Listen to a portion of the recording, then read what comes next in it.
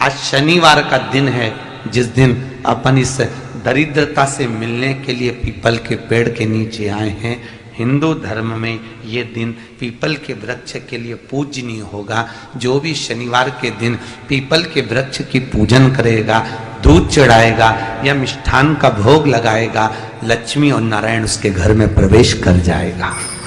लक्ष्मी और नारायण उसके घर में प्रवेश करेगा। पुराण की कथा कह रही है कि दुनिया के सारे तीर्थ नहीं जा सकते, पृथ्वी की सारी नदियों में स्नान नहीं कर सकते, पवित्र नदियों में आप स्नान नहीं कर सकते, या किसी भी तीर्थ में जाकर एक रात्रि भी विश्राम नहीं कर सकते, या हमने जिंदगी में कोई दान करा ना करा, कोई पुण्य करा ना करा, कोई सत्कर्म करा ना करा, कोई शास्त्र पढ़ा ना पढ़ा, कोई शास्त्र सुना ना सुना, उसके बाद भी शिव महापुराण की कथा कहती है कि एक दिन में अगर मात्र एक बार भी आप शंकर के शिवालय में प्रवेश कर गए या मंदिर में प्रवेश कर गए तो सारे तीर्थ, सारी नदियां, सारे सरोवर, सारी बावड़ी, सारे तालाब, सारे कुंड के स्नान का पुण्य, दान का पुण्य प्राप्त हो जाता है, केवल शिव तत्व को प्राप्त कर लेने। शिव महापुराण की कथा कह रही है कि घर में जो दिया होता है वो दीपक भी कोई साधारण नहीं होता, उस दीपक की भी महत्वता है, उस दीपक का भी वर्णन है। महाराज एक बात और बहुत अच्छे से सुनिएगा, शायद आपकी जिंदगी को सवार हो, शायद आपके जीवन को सवार हो। मेरी जीजियों, मेरे जीजाओं, मेरी बेटियों, बेटाओं, कभी मौका लगे शंकर भगवान के शिवलिंग के पास में आप बैठे हैं, यहां तक शास्त्र कहता है कि घर में अगर किसी को बहुत तेज बुखार आ गया है, बहुत तेज बुखार, और बच्चा उस बुखार में तप रहा है, बहुत तप रहा है, महाराज तुम जिस दिए में भगवान की आरती उतारते हो, जिस दिए से तुम भगवान की पूजन करते हो, कभी मौका लगे और आप पूजन करने के लिए गए,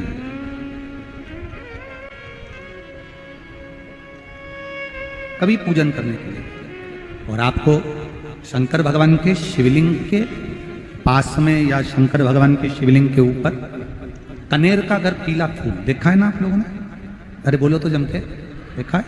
कनेर का यदि पीला फूल शिवलिंग के आसपास में या शंकर भगवान के ऊपर कहीं रखा हुआ भी दिख जाए, विषम परिस्थिति हो, बहुत हिम्मत ना हारते हो, तभी भगवान अकेले में एकांत में आप पहुंचे उनके पूजन के लिए, कनेर का पुष्प वहां रखा है, चाहे वो जलाधारी पर रखा हो, चाहे वो शिवलिंग के पास में रखा हो, शिवलिंग पर रखा हो, उस कनेर के पुष्प को अगर आप 5 जगह का स्पर्श कराकर अपने हृदय की बात कहकर वापिस महादेव को समर्पित कर देते हो, तो भी मेरा महादेव तुम्हारे दुख का निवारण कर देगा। अब वो 5 स्थान, वो 5 स्थान, पहला गणेश जी, गणेश जी का जो स्थान होता है वह जगह, दूसरा षडानंद कार्तिक, तीसरा अशोक सुंदरी वाला स्थान, चौथा जलाधारी जो ऊपर से बूंद बूंद जल नीचे गिरा रही है, जया, विषहरा, शामली बारी, दौतली, देव, शंकर जी की 5 बेटियों का, और 5वें नंबर का है शंकर भगवान के, जो कैसे वर्णन किया जाए, त्रिशूल के 3 भाग होते हैं।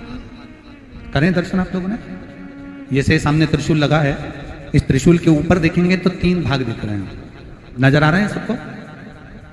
त्रिशूल का जो 3 भाग होता है, उस 3 भाग का जहां ज्वाइंट होता है, जहां मिलता है, एक जगह पर देखो तीनों भाग एक जगह पर मिले हुए, 3 भाग का जहां मिलन होता है, 5वां स्थान, ये 5वां स्थान, यहां पर स्पर्श कराकर शिवलिंग पर अपनी कामना कर कर श्री शिवाय नमस्तुभ्यम कहकर बाबा से अपने मन की बात कहकर जो समर्पित कर देता है, हम 3 महीना भी नहीं कहेंगे, हम तो कहेंगे अगर ज्यादा दुख है 3 दिन इंतजार करना, मेरा बाबा उस दुख को मिटाएगा। 3 महीना बहुत दूर, पर करना है दिल से। और कई तरह के दीपक होते हैं, दीपक का भी विधान वर्णन किया गया, उस दिए का भी वर्णन किया गया। यहां तक शास्त्र कहता है कि घर में अगर किसी को बहुत तेज बुखार आ गया है, बहुत तेज बुखार, और बच्चा उस बुखार में तप रहा है, बहुत तप रहा है, मारा, तुम जिस दिए में भगवान की आरती उतारते हो, जिस दिए से तुम भगवान की पूजन करते हो, उस दिए की बत्ती को नीचे डाल दीजिए और उस दिए को पानी की बाल्टी में धो दीजिए। कौन सी बाल्टी में? जिस बाल्टी के पानी से आप बच्चे को स्नान करा सको। मारा, केवल भगवान पर से ले जाकर, पास में से ले जाकर उस बाल्टी में थोड़ी देर डाल दो और उस बाल्टी के पानी से उस बच्चे को स्नान करा दीजिए। 15 से 20 मिनट, आधा घंटा लगेगा बच्चे का। बड़ी बेचैन दिख रही हो तुम, क्या बात है? पार्वती जी कहती है देवव्रत, काश्मीर प्रदेश का एक भक्त देवव्रत बेलपत्री के वृक्ष के नीचे बैठकर आपका मंत्र जाप कर रहा। मैं आपको जगाना नहीं चाहती थी, पर बेलपत्री के वृक्ष के नीचे लक्ष्मी झाड़ू लगाती है, सरस्वती वीणा बजाती है, इंद्राणी उस बेलपत्री के वृक्ष के नीचे जल का सिंचन करती है, 33 कोटि देवी देवता उस बेलपत्री के वृक्ष की जड़ में विराजमान होते हैं। इसलिए देवव्रत एक बार पंचाक्षर मंत्र बोलता है तो वो 33 करोड़ बार गिना जाता है, ऐसा बेलपत्री का वृक्ष होता है। बेलपत्री के वृक्ष के नीचे एक बार अगर भगवान का नाम लिया जाता है तो वो 33 करोड़ बार, 33 कोटि बार गिना जाता है। एक मंत्र केवल नमः शिवाय, ओम नमः शिवाय, नमः शिवाय, ओम नमः शिवाय, 33 कोटि बार गिना है, 33 कोटि। कितना सुंदर लिखा है। फिर वही वाली बात आ गई जो पहले कथा में कहा, अपने लिए अच्छा वाला घी छाट के लाना, अच्छी कंपनी का लाना, और जब यज्ञ करने बैठे, पूजन करने बैठे, हवन करने बैठे, भगवान का कोई पाठ पूजन करवाई, पूजा वाले दुकान पे बोलना कि पूजा का घी चाहिए। तो वो पूजा का सामान बेचने वाला भी चतुर था, उसने पूजा का ही घी दिया। तो इन्होंने पूछा भैया ये घी कितने का? तो क्या 80 रुपए का? तो 80 रुपए का आधा किलो? तो क्या पूजा का है? भारत की भूमि पर इस मृत्यु लोक में, पूरे विश्व में ऐसे कई घर हैं जिनके घर में गुजारा करने की भी आफत है। पहनने के कपड़े नहीं, किसी के यहां पर भोजन नहीं, किसी के यहां जमीन नहीं, किसी के यहां दुकान नहीं, कोई कोई पूरी जिंदगी किराए के मकान में निकाल देता है। नहीं, मेरा एक निवेदन है, इस कथा को जितने छत्रपति संभाजी नगर के श्रोता भाई बहन श्रवण कर रहे हैं उनसे निवेदन करूंगा, आप हाथ का ठेला लगा रहे हो, सब्जी का ठेला लगा रहे हो, फल का ठेला लगा रहे हो, धक्के की जिंदगी जी रहे हो, दरवाजे पर बैठे हो, कहीं ना कहीं तुम दास्य भाव की जिंदगी जी रहे हो, तकलीफ में जिंदगी जी रहे हो, बहुत दुख की जिंदगी जी रहे हो, बहुत कष्ट की जिंदगी जी रहे हो, उनसे केवल निवेदन करूंगा 3 महीने 2 जगह पर जल चढ़ाना प्रारंभ कर दीजिए, केवल 3 महीने। एक शंकर भगवान के शिवलिंग पर, दूसरा बेलपत्री के पेड़ के नीचे, 2 जगह पर जल चढ़ाना 3 महीने लगातार चालू कर दो, बाबा तुम्हारा हाथ पकड़कर तुम्हें उन्नति की सीढ़ी पर चढ़ा देगा। हमें कोई चमत्कार करना नहीं आता, और ना हम कोई तंत्र विद्या या मंत्र विद्या जानते हैं, ना हमारे पास में बेल है, ना हमारे पास में भभूति है, हमारे पास में तो केवल शिव का नाम है। आप श्री शिवाय नमस्तुभ्यम बोलो, ओम नमः शिवाय बोलो, नमः शिवाय बोलो, चाहे महामृत्युंजय मंत्र बोलो, उसका स्मरण करते करते भगवान शंकर के शिवलिंग पर जल, और उसी पात्र में जो जल तुमने शंकर जी को चढ़ाया है उसमें से बचा हुआ थोड़ा सा जल बेलपत्री के पेड़ के नीचे चढ़ाना प्रारंभ कर दो। अलग से बेलपत्री के पेड़ के नीचे चढ़ाने के लिए अलग से लोटा भर के जल जरूरत नहीं पड़ेगी। जो तुमने शिव जी को जल चढ़ाया, जो तुमने देवाधिदेव महादेव को जल चढ़ाया, बस उसी पात्र का जल शंकर जी को चढ़ाओ, उसमें से बचा हुआ थोड़ा सा जल बेलपत्री के वृक्ष के नीचे चढ़ाना प्रारंभ करना। कौन सा बेलपत्री का वृक्ष? जिसकी छाया आपके ऊपर आ रही हो। शिव महापुराण बड़ी सुंदर बात कहता है, ध्यान दीजिएगा। जिस बेलपत्री का पौधा तुम्हारे सिर का, और ये दोनों हाथ ऊपर कर लो, अपन खड़े हुए और खड़े होकर दोनों हाथ ऊपर करे, इतना बड़ा बेलपत्री का पौधा है, उस बेलपत्री के पौधे की पत्ती को कभी तोड़कर शंकर जी को नहीं चढ़ाना चाहिए। ध्यान रखना, कितना बड़ा पौधा। आप खड़े हो जाओ और खड़े होने के बाद आपका हाथ ऊंचा कर लेना।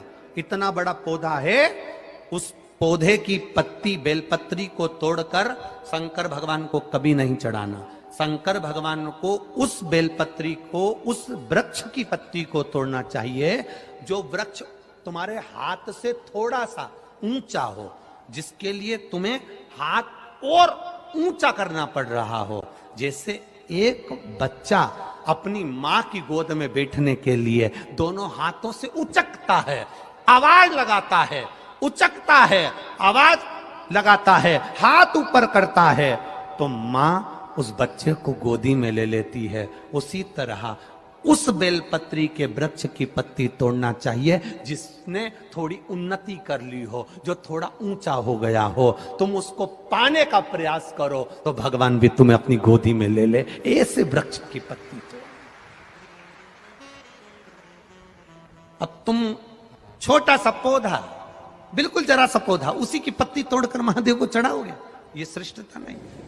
यदि बेलपत्री का पेड़ आपके यहाँ है और मान लो कई लोग बेलपत्री गमले में लगाते हैं या छत के ऊपर लगा देते हैं, बेलपत्री का वृक्ष जो होना चाहिए वो घर के ठीक पीछे के भाग में, पीछे के भाग। या बेलपत्री का वृक्ष अगर पीछे नहीं है तो आप अपने घर से जब बाहर निकलते हैं तो राइट हैंड की ओर बेलपत्री का वृक्ष होना चाहिए। आप जब घर से प्रवेश कर रहे हैं, बाहर की ओर निकल, वो सुख का अनुभव करा। यदि घर से निकलते समय बेलपत्री का पेड़ लेफ्ट में अगर आता है, आप जिस घर से निकल रहे हो लेफ्ट में अगर बेलपत्री का पेड़ आता है तो आप 1 रुपए कमाएंगे, 1.25 रुपए खर्च होगा, पैसा हाथ में टिकेगा नहीं। घर में 10 लोग भी कमा रहे हैं तो पैसा घर में दिखेगा नहीं, आएगा जरूर, सारे काम होंगे पर टिकेगा नहीं। यदि लेफ्ट में, राइट भाग का बेलपत्री सुख का अनुभव। बेलपत्री का वृक्ष घर में लगाओ तो घर के पीछे के हिस्से में लगाना चाहिए, और ऐसी जगह नहीं लगाना कि जहां पर बेलपत्र में गंदा पानी जाए या कोई गंदी वस्तु उसके नीचे पड़े। 33 करोड़ देवी देवता बेलपत्री के पेड़ के नीचे सोमवार के दिन, कोई रविवार के दिन, कोई मंगलवार, कोई बुधवार, कोई गुरुवार, कोई शुक्रवार, कोई शनिवार के दिन बेलपत्री के नीचे आकर 33 करोड़ देवी देवता तप करते हैं, साधना करते हैं। बेलपत्री के पेड़ का बड़ा प्रमाण है।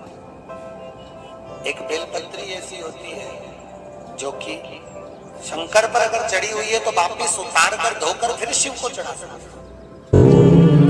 किसी व्यक्ति से कोई काम करवाना है, वो काम नहीं कर रहा, कोई फाइल आगे नहीं बढ़ रही है, कोई कार्य अटक रहा है, या फिर कहीं रुपया पैसा अटक गया हो, नहीं निकल रहा हो, तो एक जल के पात्र में जल भरकर 5 बेलपत्री शिव जी को समर्पित कर कुंदकेश्वर महादेव का नाम लेकर एक सफेद पुष्प बेलपत्री के ऊपर जो शिव जी को चढ़ाई है उस पर समर्पित कर जल जो लेकर गए हो, अपनी उस कामना को कर कि मेरा ये कार्य अटक रहा है, ये कार्य नहीं हो रहा, कुंदकेश्वर महादेव का नाम लेकर धीरे धीरे जल की धार चढ़ाइए। और एक बात हमेशा याद रखना, फिर निवेदन कर रहे हैं, अच्छे से समझ लेना, शंकर जी पर जब जल चढ़ता है, शिव जी का जब अभिषेक होता है, शंकर जी पर जब जल चढ़ाया जाता है, दूध चढ़ाओ, जल चढ़ाओ, कुछ भी चढ़ाओ, पर एक बात का स्मरण अपने जीवन में होना कि इतने ऊपर से मत चढ़ाना कि जल चढ़े और छींटे आपके ऊपर। बहुत ध्यान दीजिएगा। हाँ, तो यहां तक वर्णन करा गया है कि शंकर जी का जल चढ़ा हुआ जहां से बहकर जाता है ना, उसको लांगा तक नहीं जाता। यहाँ लांगते हैं क्या? नहीं ना, परिक्रमा भी करेंगे तो वहीं से लौट कर वापिस इधर जाएंगे। शिव जी का जहां से जल बहकर जा रहा हो, चढ़ा हुआ जल जहां से बहकर जा रहा हो, उसको लांगा तक नहीं जाता। और कई लोग बड़े बड़े आनंद में शंकर जी पे इतनी ऊपर से जल चढ़ाएंगे तो वो छींटे पूरे अपने ऊपर आना चाहिए, शरीर पर आना चाहिए। नहीं नहीं, उसका दोष है महाराज, उसका दोष है।